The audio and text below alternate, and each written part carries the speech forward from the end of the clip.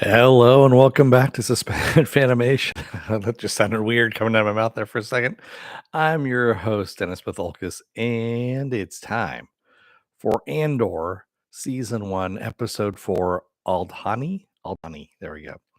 Welcome, everybody. Let me take care of some business first, and we'll get down to it. If you like what you see here, like, share, and subscribe. If you're still on the fence about subscribing, take a look at the video that pops up at the very end here. YouTube takes the algorithms of all the stuff you've been watching and tries to match it as best as possible to one of the videos in my vast video library and pops it up here just for you. And if you like what you see there, hit that subscribe button down below there. And if you can, hit that like button, the share button as well. And if you feel like gambling or just feel lucky, you can hit that bell down below and YouTube may or may not notify you when I come on live. Best thing to do is go over to suspendedfanimation.com. Take a look at the schedule I have. I change it out every week. Also, I have all the links to my social media there and all the links to my pages as well. All right, let's get to it, shall we? Spoiler alert, I am going to spoil the episode. If you have not seen the episode, go and watch it. Come on back. This will be a video. You can comment down below in the comment section. You can hit pause, whatever you're going to do. I'm just waiting for you at the moment. There we go. So now I remember why I'm not really a big fan of this character. Um, yeah, Cheryl, I know it's plodding along like molasses. So I remember why I don't like this character. It's a knockoff of Han Solo. Is really what this is. It's kind of like when you've gone to the store and you see the knockoff of Spider-Man. It says spider-like guy or Batman, Rodent Man, or something like that. That's pretty much what Andor is. Andor is an attempt to do Han Solo, but not a good way of doing it. And basically, they wanted to be Star Wars without being Star Wars, as Gilroy has said before. And it's not even a humorless Han Solo, Cheryl. It's just a shitty version of Han Solo, really. He even fights. We find out in this episode he even has fought in the same war that Han Solo did when he was a kid. Well, he was a cook and then ran away. Where actually Han was a grunt on the ground and actually fought in it before he took off too. But still, um, yeah. Anyway, this episode was better because it didn't focus on Andor. I hate to say this, but because it didn't focus on Andor, it was a much better episode than the three previous episodes, which were fucking slow. We get introduced to the ISB, the Imperial, basically the spy unit of the Empire.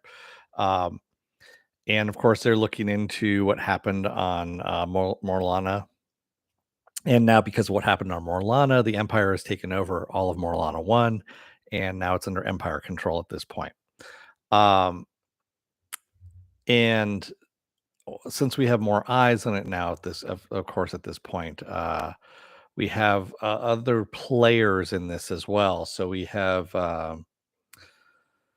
Lieutenant Supervisor Blevin, who is now in the head of all of this, and we also have Deidre Miro, who is also interested in what's going on here as well.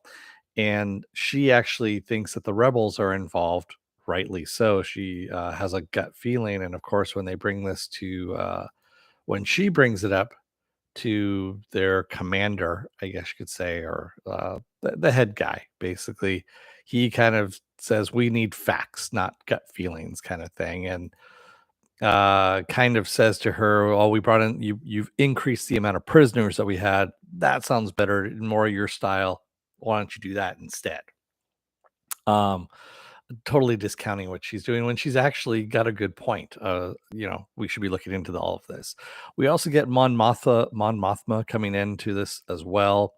Um, we see that, and now I'm blanking on his name. All of a sudden, Luthen Rail has a front on Coruscant as a gallery dealer, a gallery owner, and that's how he talks to Mon Mothma. And she is actually the money behind the rebels, and she's telling him, "Hey, they're stepping up patrols." Basically, she goes, "I don't know who I can trust anymore," and things are getting kind of fucked at this point.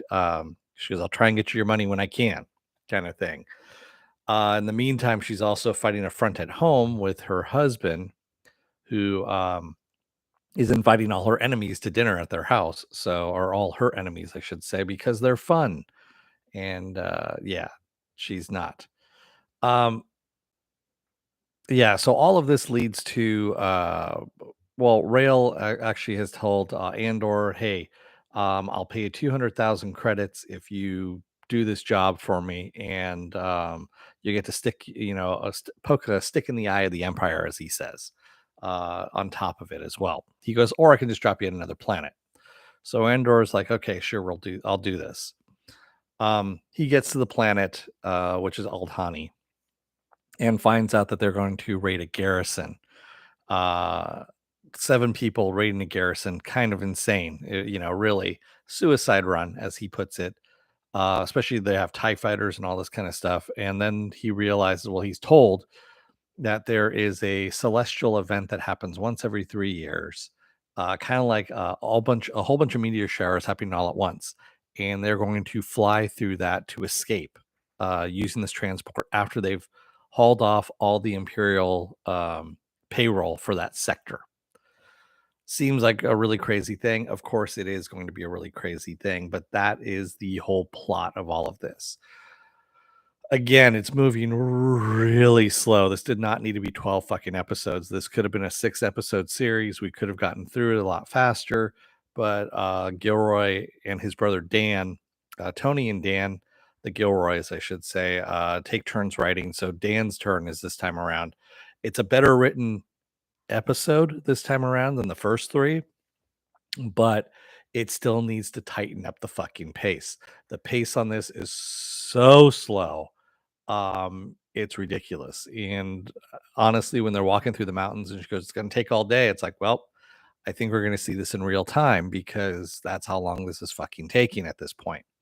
um yeah, I don't really have high hopes more for this series than what it is. It's the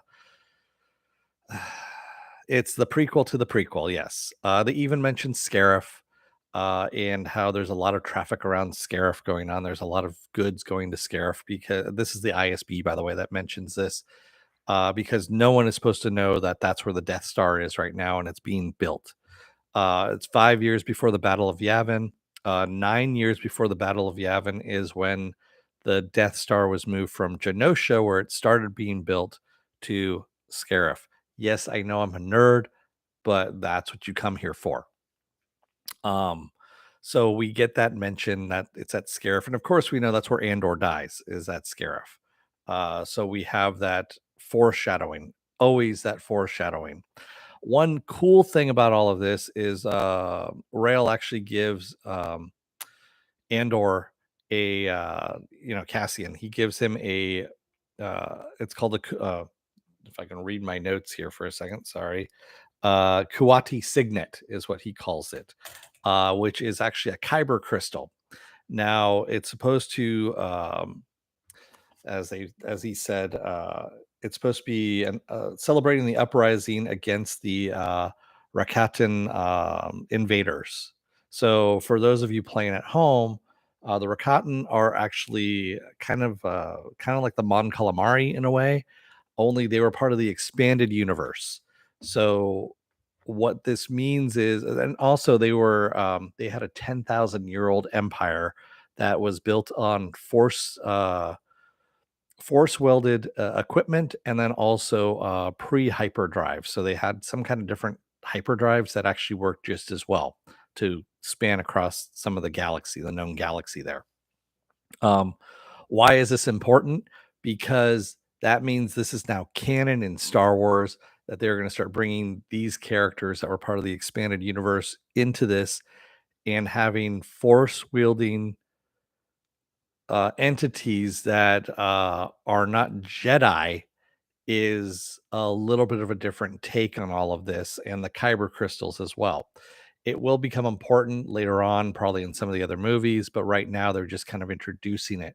Really, what this whole series is right now is a way of introducing things. I'm guessing it's going to be things from the expanded universe that and also other new items into the Star Wars canon, so it could be used elsewhere.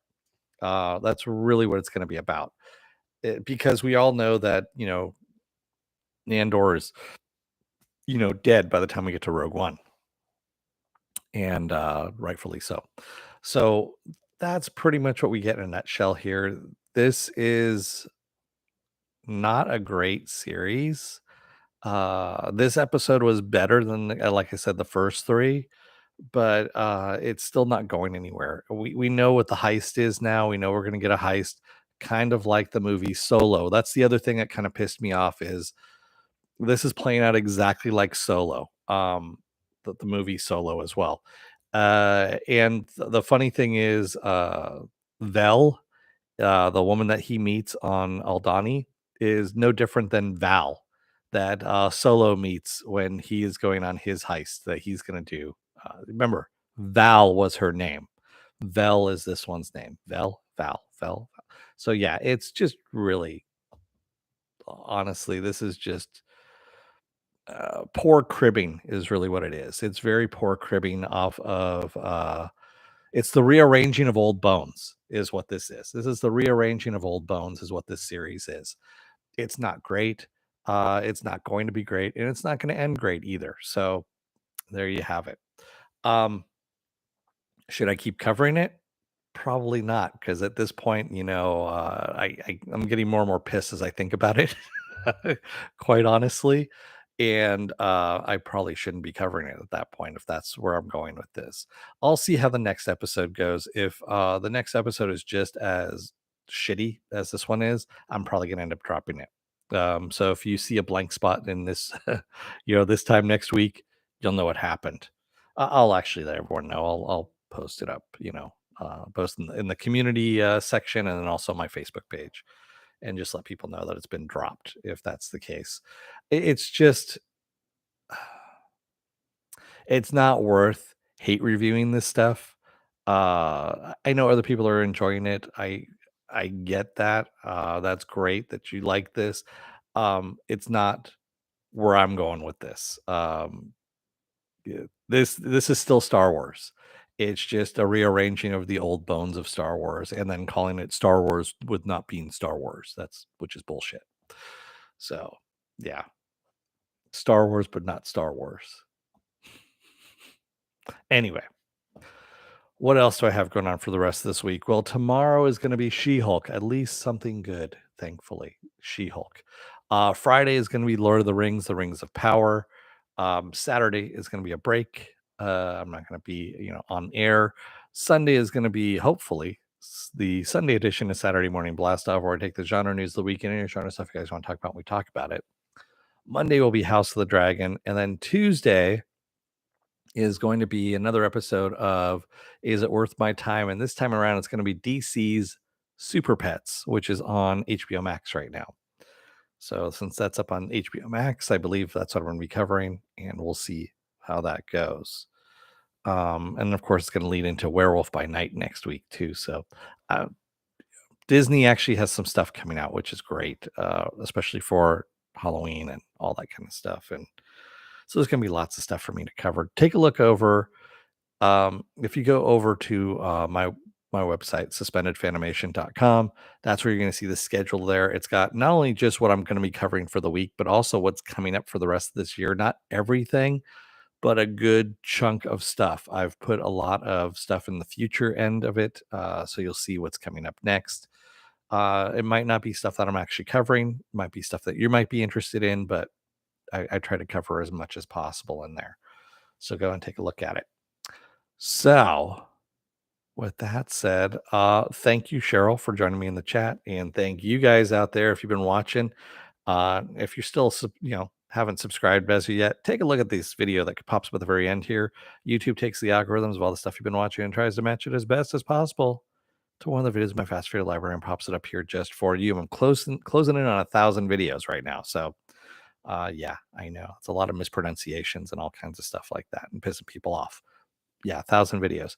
But take a look at that video that pops up there. And if you like what you see there, hit that subscribe button down below there. And if you can, hit that like button, the share button as well. And like I said, go over to suspendedfanimation.com to take a look at the schedule. I post it up every week. Also, all the links to my social media there and all the links to my pages as well.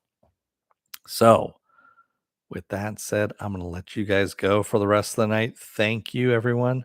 I will see you again tomorrow for She-Hulk. Until then, don't let the door hit your ass on the way out. Otherwise, they're going to foreshadow the shit out of your character's death repeatedly over and over and over again in a series that takes place a prequel to the prequel where you died or your characters died.